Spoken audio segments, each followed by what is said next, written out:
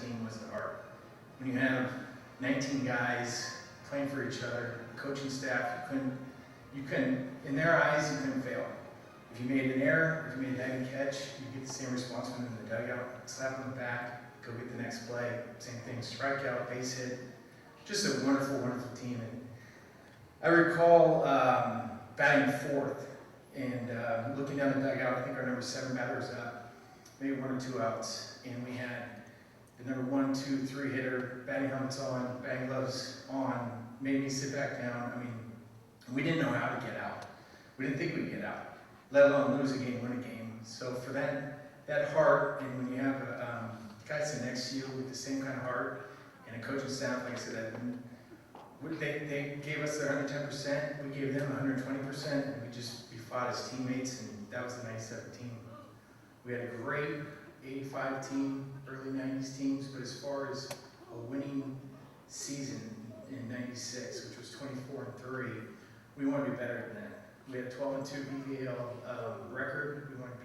We ended up being 15-1 our senior season and 25-3. So we went into that season concentrated, focused. I think that's one contribution that we gave to the De La Salle families that we started on the street in 96, carried through 97.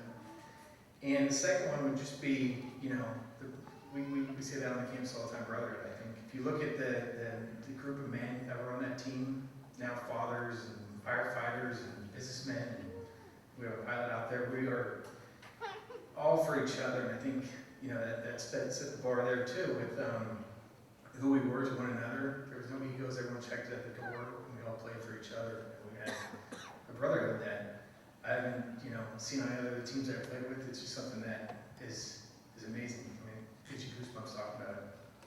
Those that were on the team would characterize ourselves as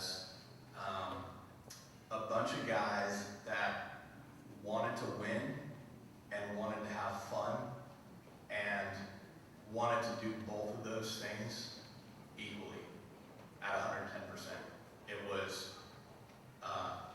It was fun because you won, and winning made it fun, and those were basically synonymous with our team. So it was just a great group of guys that wanted to win and wanted to have fun doing it, and both of those things, winning and having fun, were the priorities. It wasn't one over the other, and I think that's what allowed both of those aspects to be great. And Prindiville goes down swinging. The De La Salle Spartans are the NCS 3A champions for 1997. And that's a year culmination of efforts by all those young men at De La Salle. Very, very excited, a lot of emotion, and just happy that they competed here. Winning and having fun. Fun and winning. The 97 baseball team did a lot of that. Here is the 1997 De La Salle Spartan baseball team. Bruce Jensen will be speaking on behalf of the program.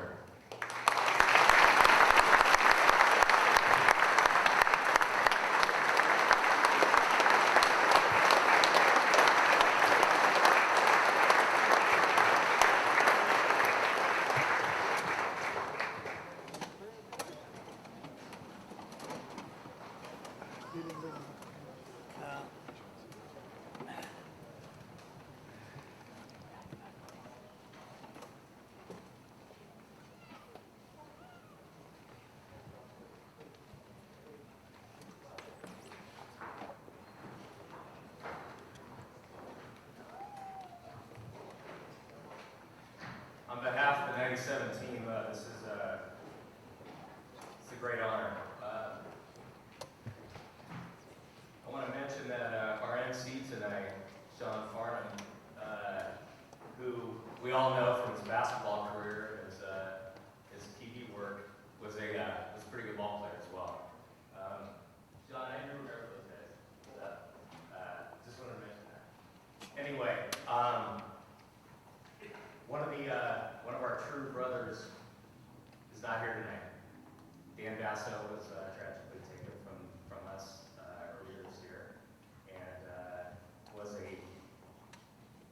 integral part of this team, an important part of this team, and our condolences go out to the Vasco family.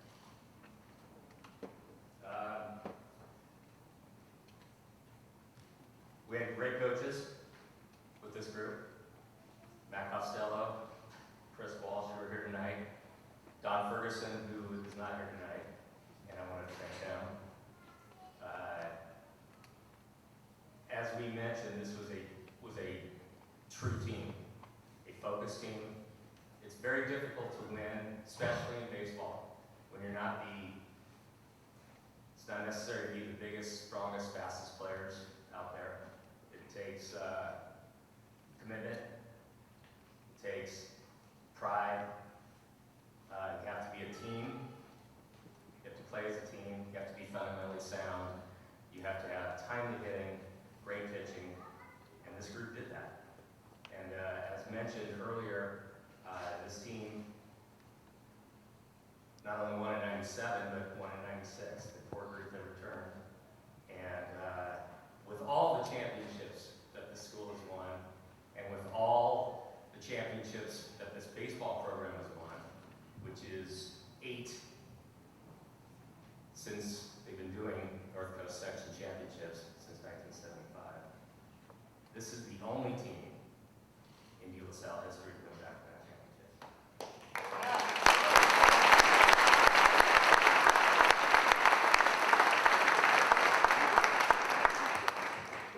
So needless to say, it was an honor to coach them, and it is well deserved, and I want to thank them.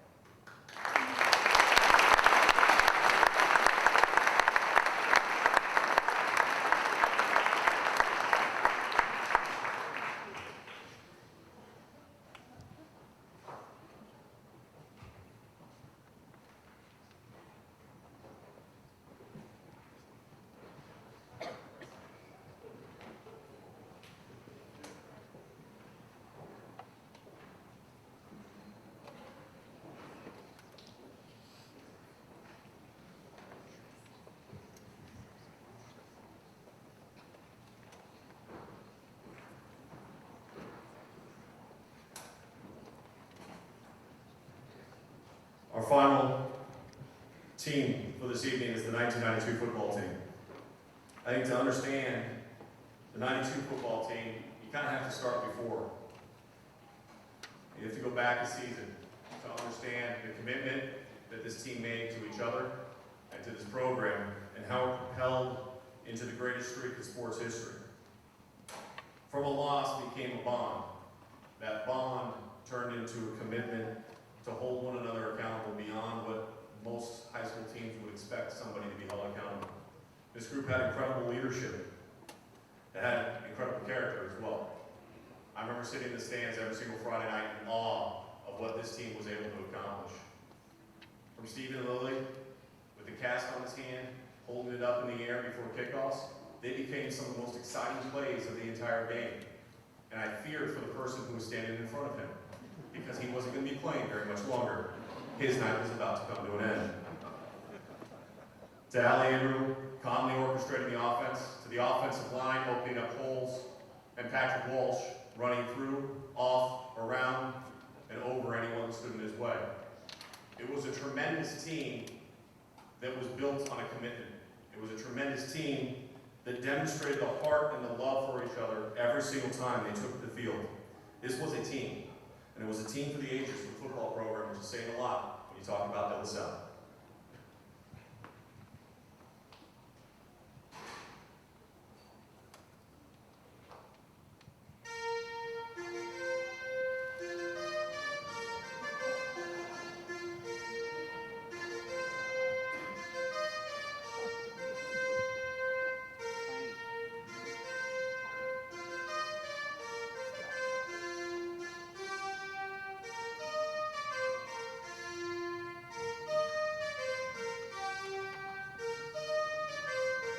I don't think you can induct any team into the De La Salle Hall of Fame and not include the 92 football team. They were a key element in our program. And the reason being is I've coached here already, I've coached on, what was it, probably, 14 seasons here. and we kind of got into we flatlined in a lot of ways. You know, maybe about 3 years prior to the 92 team, and the 92 team elevated our program in a really dramatic way. I mean, we made a huge jump with those guys. And what I mean by that is they raised the bar another level for De La Salle football. I think a key element for that was bringing on Steve Lexicos as an assistant coach. For me, the whole year boiled down to trying to teach these boys what it meant to be adults, which in my book is to be accountable and truthful to yourself, deal with the real world. The love and the bonding on this team all comes from, in my opinion, that layer of the truth. The moment that I believed that I had an unusual or a powerful group on my hands, and you know, I can't pick the game, I really can't, but I can tell you the situation. We were on about the 5-yard line going in, it was 3rd down, and we ran a rushing play and scored, and we got a penalty. We're now on 15, I believe it was, 3rd down, we stuck it and scored, got another penalty. We're back on the 25, maybe the 30, and I remember seeing one of my linemen step out of the huddle and turn to the rest of the linemen and just demand that we will not be denied, we're getting into that end zone.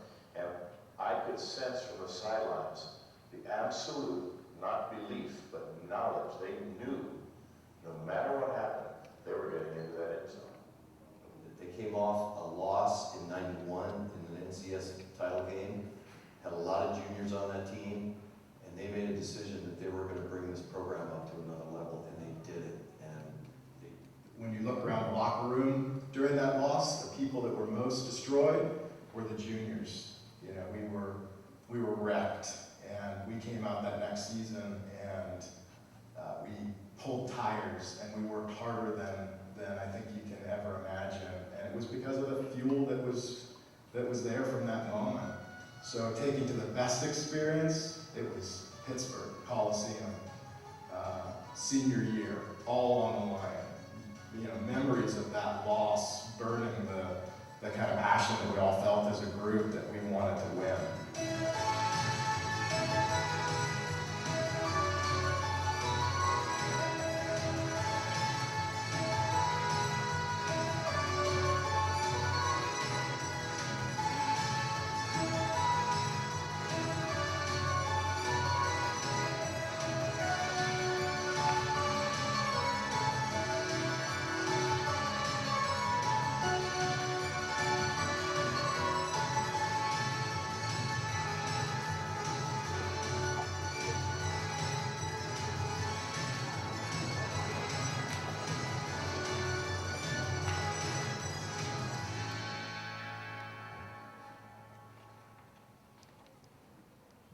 In case any of you want a soundtrack, it will be available for that video immediately following the presentation.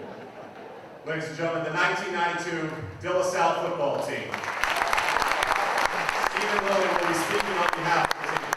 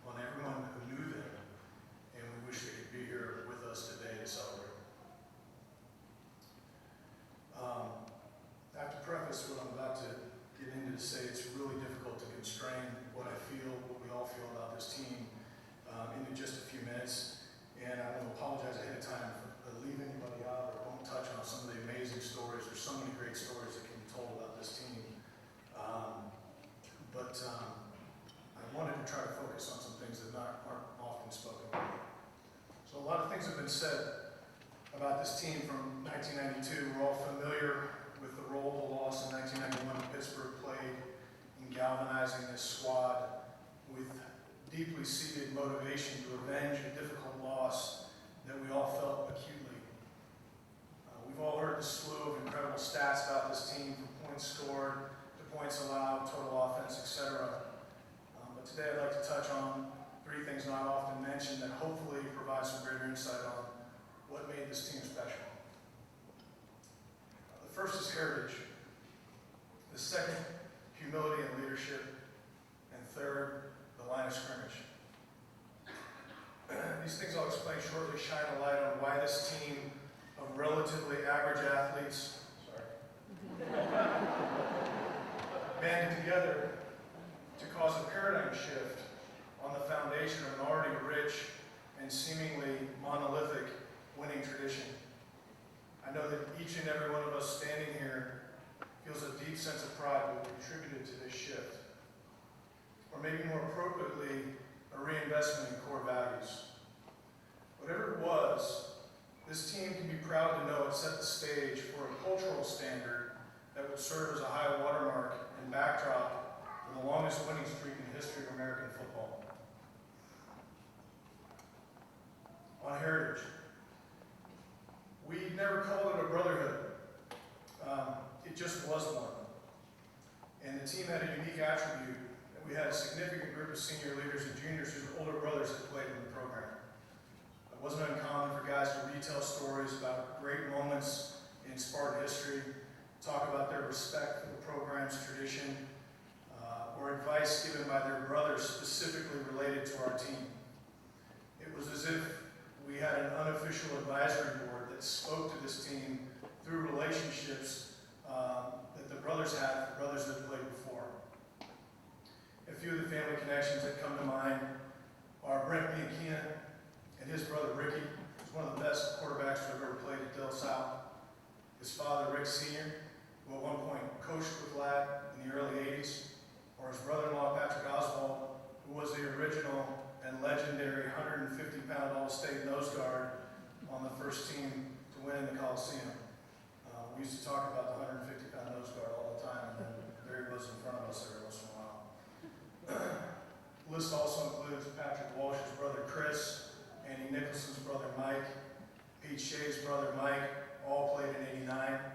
Junior Nick Alexakos' brother Ted also played in the program, as did Andrew Freeman's brother Josh and Mike Pelosi's brother Nick. Is there anybody else whose brother played? Got it.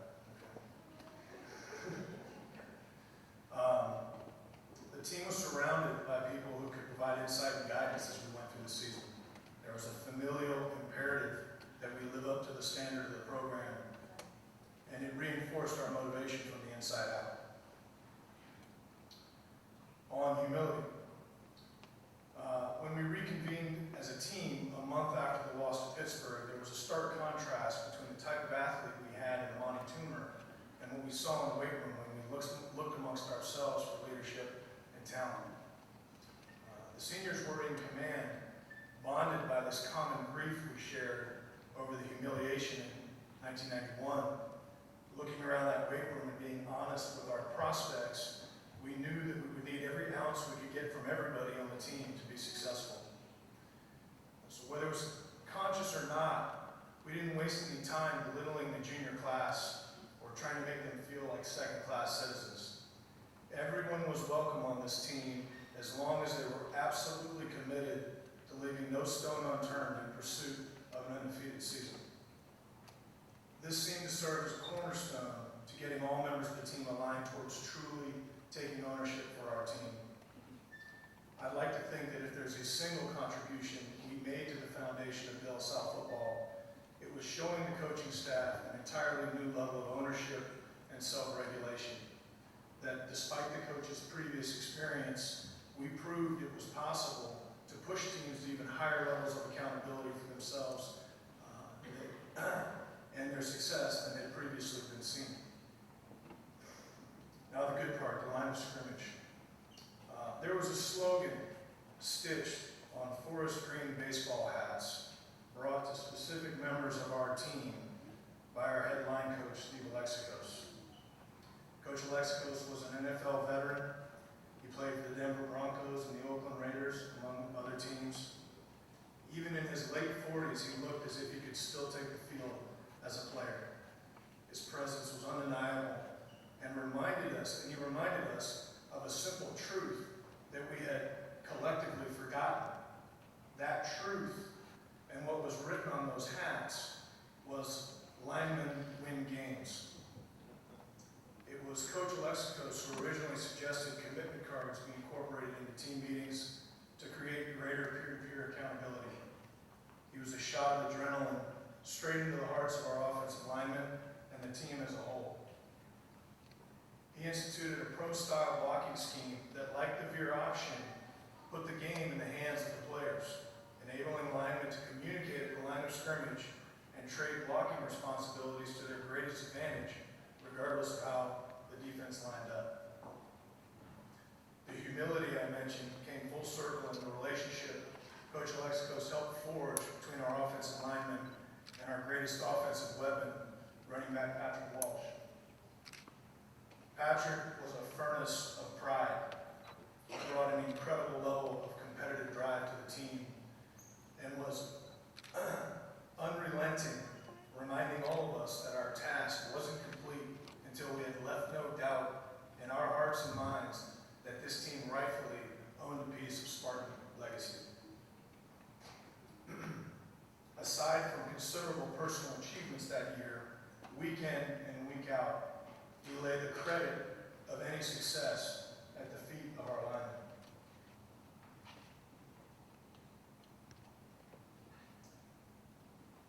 It's a compliment to Coach Alexakos that when Steve eventually left the program, Ladd personally took over as the offensive line coach.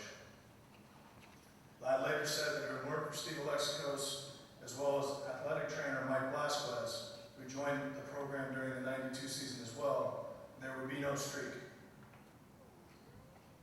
Ultimately, when looking back on the experience of being part of the '92 team and what we learned, we can forever say that we know for certain that emotional integrity far outweighs any other factor for success in trying to make a difference in your own life or the lives of others.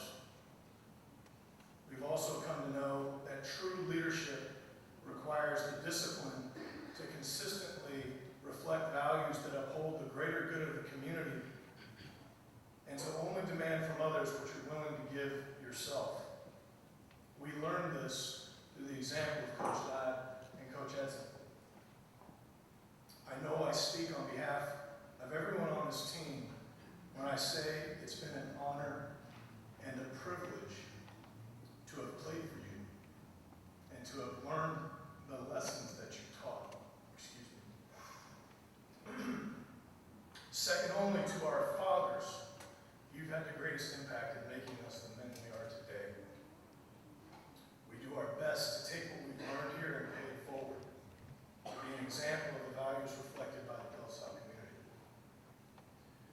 De La Salle is a very special place where ordinary people do extraordinary things through shared commitment, a common faith, and dedication to nurturing the best within young people. Lives are changed here forever, and the world is a better place for it.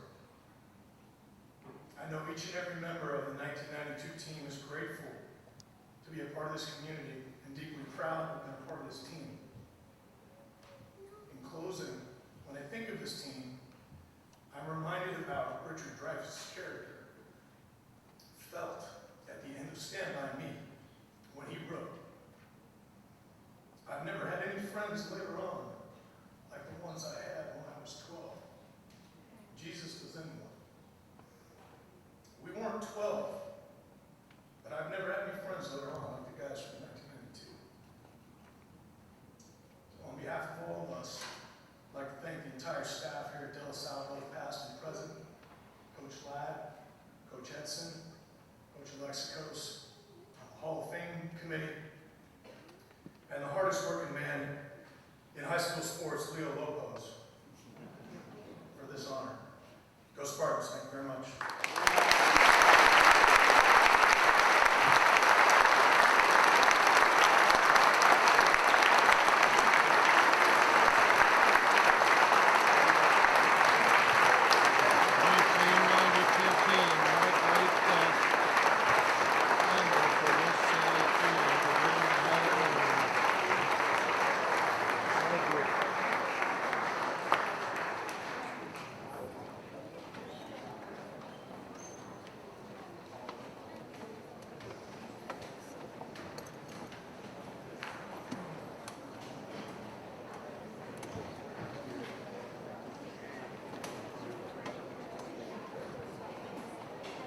We're just about over. We're not quite done yet. Chris Walsh has been mentioned. Patrick Walsh has been mentioned. Nicholas Walsh has been mentioned.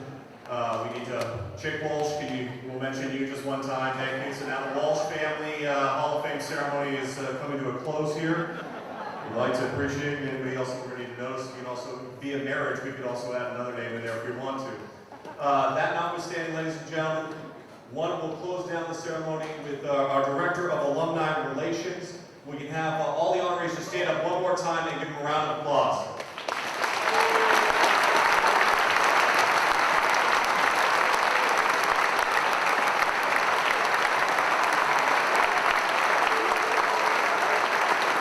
Ladies and gentlemen, the Director of Alumni Relations here at De La Salle, Lloyd Sheen.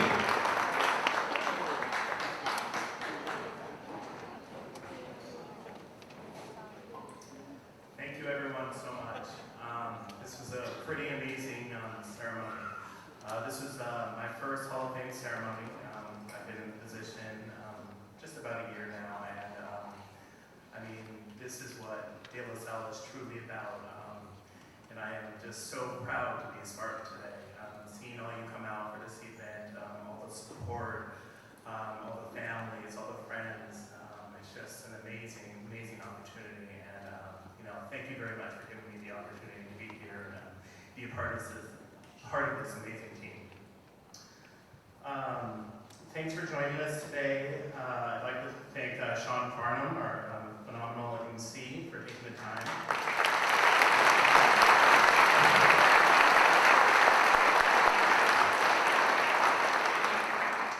I'd like to thank President Mark DeMarco.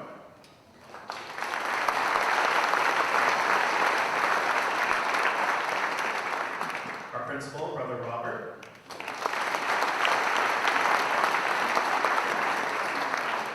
Leo Lopez, our athletic director.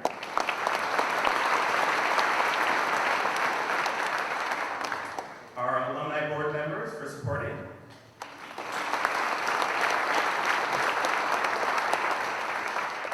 And of course, the Hall of Fame committee for all the hard work that they do to put this together.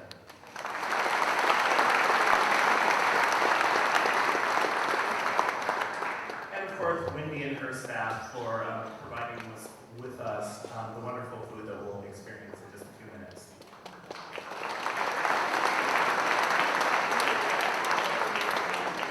And our White Hill volunteers as well for providing our support. Pyramid Brewery.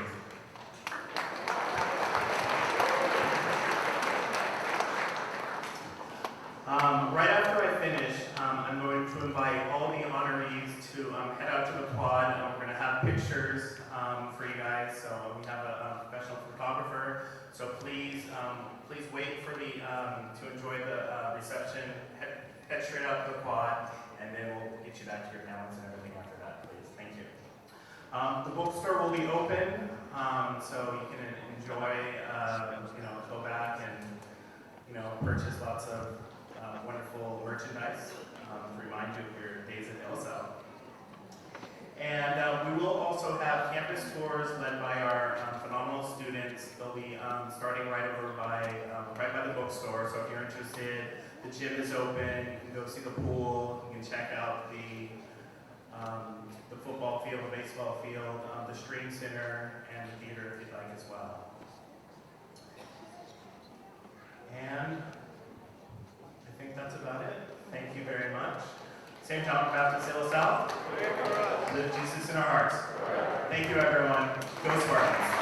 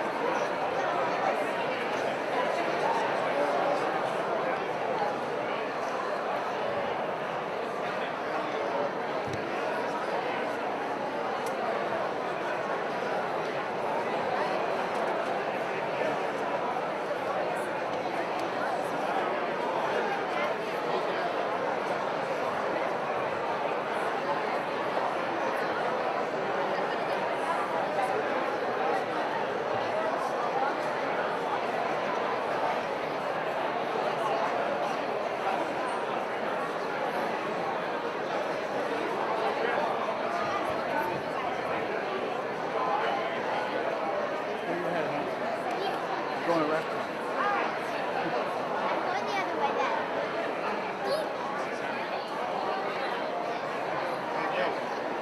How's Jason?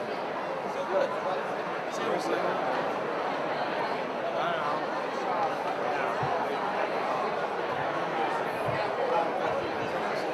I will. That'll be a good time.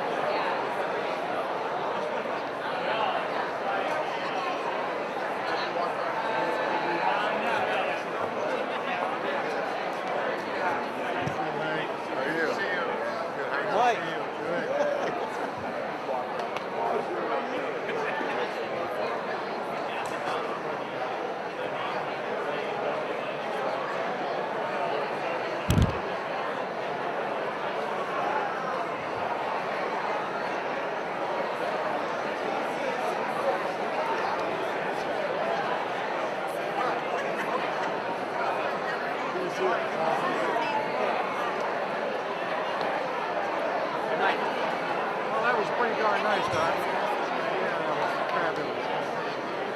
Your son up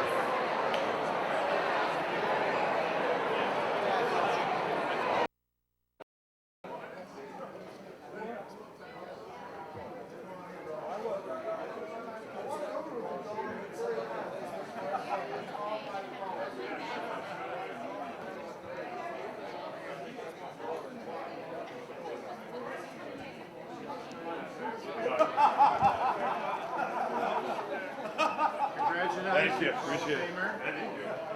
Hall of Famer.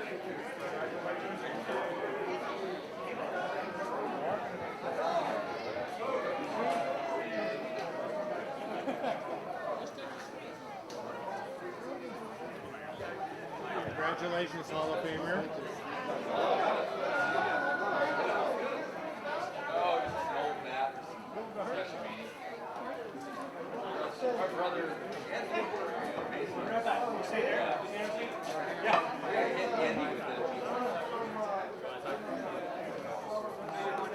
Congratulations, Hall of Famer. Thank you. Thank you, Mr. Movies that came out. The guy that really the guy who tells stories about how big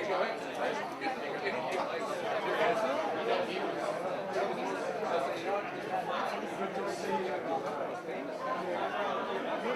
you.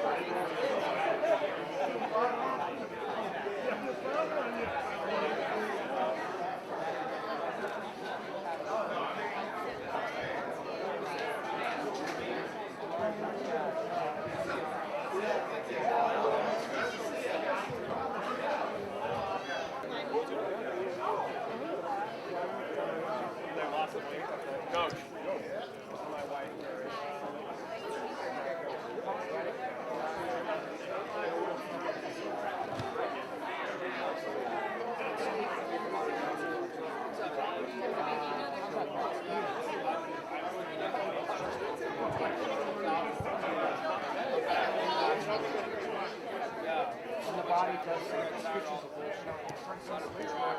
gonna keep these organs alive.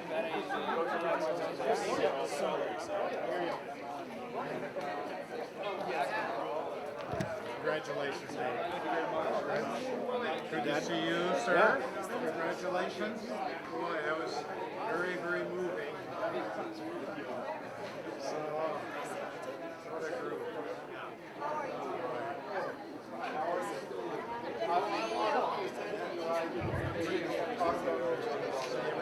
I'll stay a little bit. Katie's got it.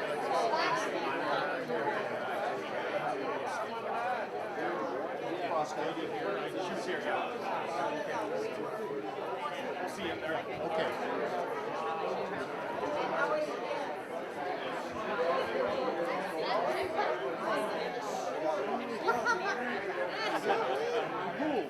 You're not thinking about it.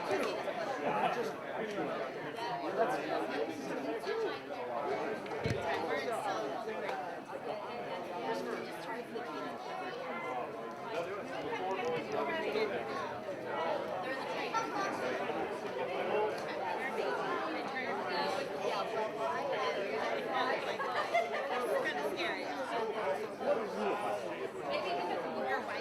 What are you about, John? Here we go.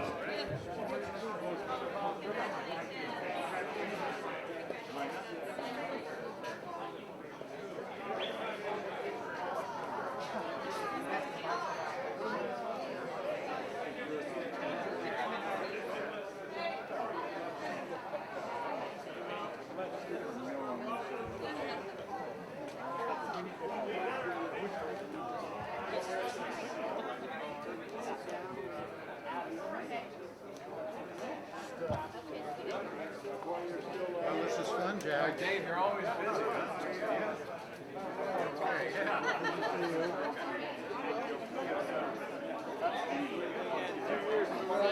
Second one, you know how USA Today always names somebody? I watch that. Come on, Dad.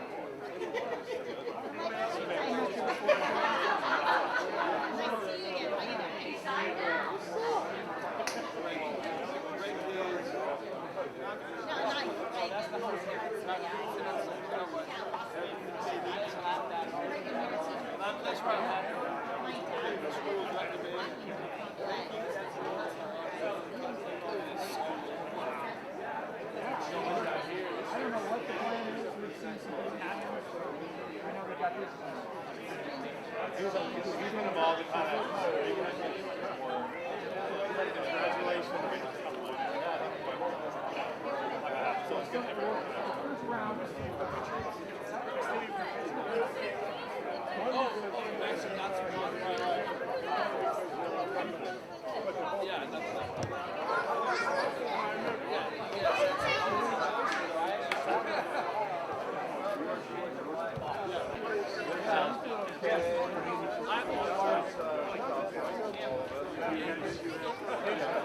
Oh, yeah, one guy.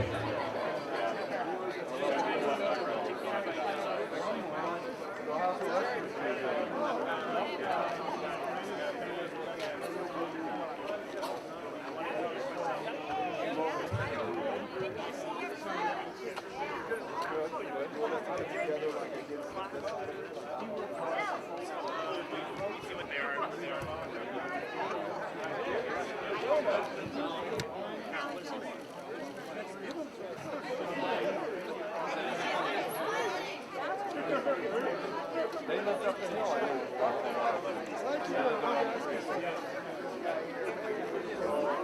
Yeah, well, that's good. It's nice to hear.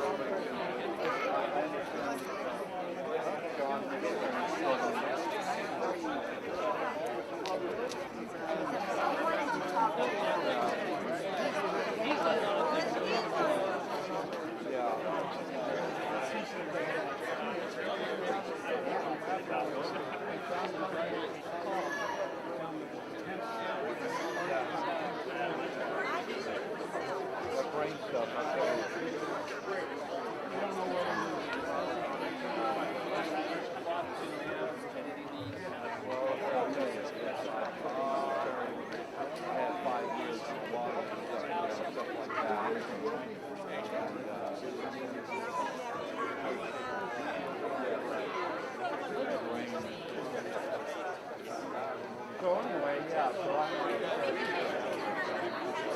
Never lost, I think, a great team.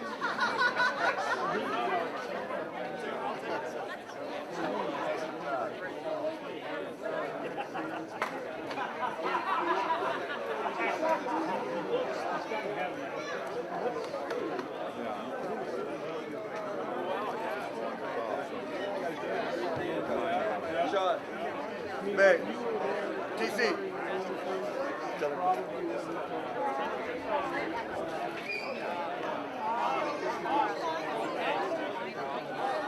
Well, he was set that way too wide, probably. Yeah, he was very quiet. You wouldn't really know.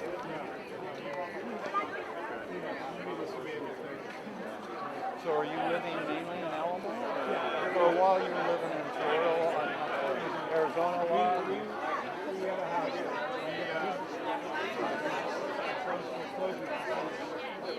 So we sold our house. And you were at the beach a lot, right? And I got a project.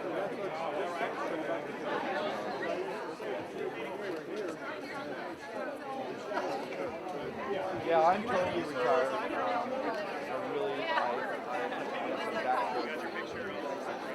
Didn't go that well.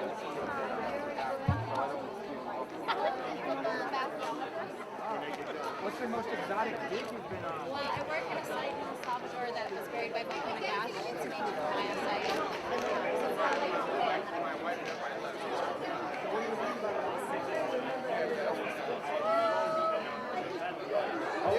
Yeah, I'll be inside. We're gonna drink. We're gonna have a